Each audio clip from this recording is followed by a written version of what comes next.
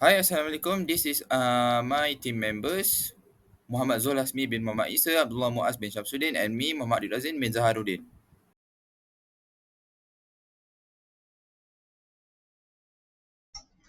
For starters, material science is all about knowing a material externally and internally while also understanding its properties.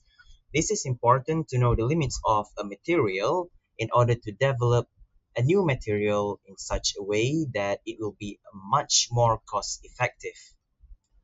These are the contents that we will be talking about in this video. The first one is X-ray diffraction method for analyzing a material. Second one is using scanning electron microscope. And then the last one will be infrared spectroscopy.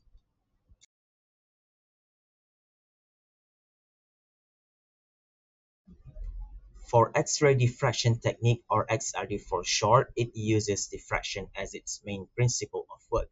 First and foremost, diffraction can be defined as bending of waves around small obstacles or spreading of waves past small openings. To obtain a source capable of accomplishing this task, X-rays which are produced by electrons are chosen. Electrons which had been released by a hot cathode inside the instrument will be accelerated in a high voltage environment inside a vacuum tube. The high velocity electrons will then collide with a metal target which acted as the anode, creating X-rays. Another important aspect of this technique is the usage of Bragg's law. To put it simply, XRD works on the constructive interference of monochromatic X-rays, where the interaction of incident rays with the sample will create a constructive interference and then diffracted the rays when the conditions satisfy Bragg's law. This law relates the wavelength of the electromagnetic radiation, which is lambda, and then the diffraction angle, theta, and then the lattice spacing d in a crystalline sample. An XRD scanning will come out in form of peaks as shown in the picture. This peak would then be compared to other similar ones to determine which mineral is present inside a material. The peaks and the set of these spacings are unique to all minerals, and they can be derived to fingerprint that mineral, which can be used to identify other minerals inside other materials. Bismillahirrahmanirrahim. Today I will present about scanning electron microscope or SEM. A scanning electron microscope is a type of electron microscope that produces image of a sample by scanning it with a focused beam of electron. As you can see on the diagram, it's about SEM. Electron interact with electron in sample, producing various signals that can be detected and that contain information about the sample surface topography and composition. The electron beam is generally scanned in raster scan pattern, and the beam position is combined with the detected signal to produce an image. Specimen can be observed in high vacuum, low vacuum, and environmental. SEM specimen can be observed in a wet condition. The most common mode of detection is by secondary electron emitted by atom excited by the electron beam. The number of secondary electron is a function of the angle between the surface and the beam. On a flat surface, the plumb of secondary electron is mostly contained by the sample, but on a tighter surface, the plumb is partially exposed and more electrons are emitted. By scanning the sample, the detecting the secondary electron and image displaying the tip of the surface is created. Principle and capacities of SEM. As you can see, there is a three principle. First, secondary electron. Secondary electron detector are standard equipment in all the SEM, but it's a rare that a single machine would have detector for a possible signal. The signal result from interaction of the electron beam with atom at or near the surface of the sample. In the most common or standard detection mode, secondary electron imaging (SEI), the SEM can produce very high resolution image of sample surface revealing detail less than 1 nanometer in size. Due to very narrow electron beam, SEM micrograph have a large depth of field yielding a characteristic three-dimensional appearance useful for understanding the surface structure of a sample. Next, BSE or backscattered electron. Backscattered electron are beam electrons that are reflected from the sample by elastic scattering. BSE are often used in analytical SEM along with the spectra made from the characteristic X-ray because the intensity of the BSE signal is strongly related to the atomic number of the specimen. BSE also can provide information about the distribution of different element in a sample. Last but not least, characteristic X-ray. Characteristic X-ray are emitted when the electron beam removes an inner shell electron from the sample, causing a high energy electron to fill the shell and release energy. These characteristic X-ray are used to identify the composition and measure the abundance of element in the sample. Sample preparation. All sample must be an appropriate size to fit in the specimen chamber and are generally mounted rigidly on a specimen holder called a specimen stub. For conventional imaging in the SEM, specimen must be electrically conductive, at least at the surface, and electrically grounded to prevent the accumulation of electrostatic charge at the surface. Metal objects require little special preparation for SEM except for cleaning and mounting on a specimen stub. Non-conductive specimens tend to charge when scanned by the electron beam, and especially in secondary electron imaging mode, this cause scanning fault and the other image artifacts.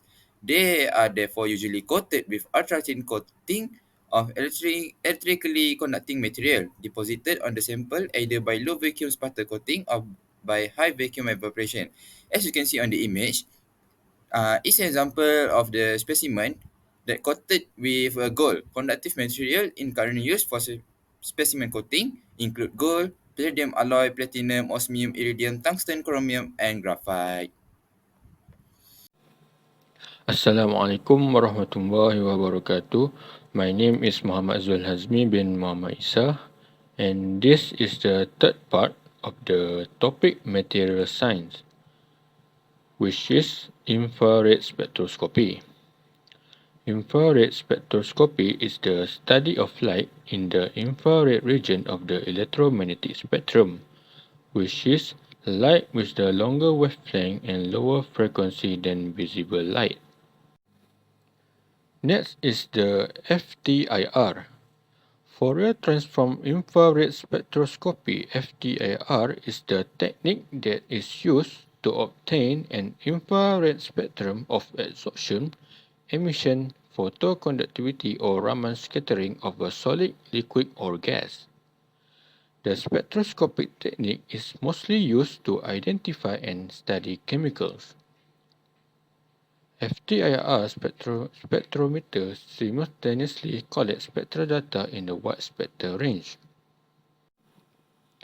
This is the FTIR spectroscopic component, which is source, interferometer, sample compartment, detector, amplifier, AD converter, and lastly is computer. How does FTIR work? First of all, a source generates radiation which passes the sample through the interferometer and reaches the detector. And then the signal is amplified and converted to the digital signal by the amplifier and analog to digital converter respectively. And then the signal is transferred to a computer in which Fourier transform is carried out. What is the goal for absorption? The goal for absorption is to measure how well a sample absorbs light at each wavelength and how it does. Typically, the ways to do it is to shine a monochromatic light beam at the sample, measure how much of the light is absorbed and repeat for each different wavelength. This FTIR beam is generated by starting with the broadband light source 1 containing the full spectrum of wavelength to be measured.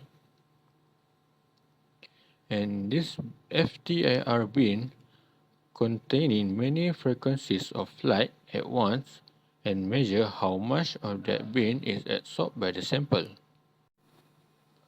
The light then shines into the Michelson interferometer, which is a specific configuration of mirror, one of which is moved by a motor.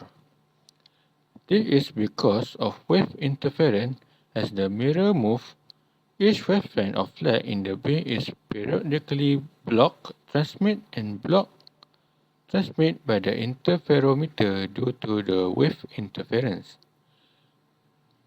The different wavelengths are modulated at a different rate, thus the beam coming out of the interferometer has a different spectrum. To convert the raw data into the result of light absorption for each wavelength, the computer is necessary. The Fourier transform is widely used algorithm that was necessary for this processing. An interferogram is the another term for the raw data.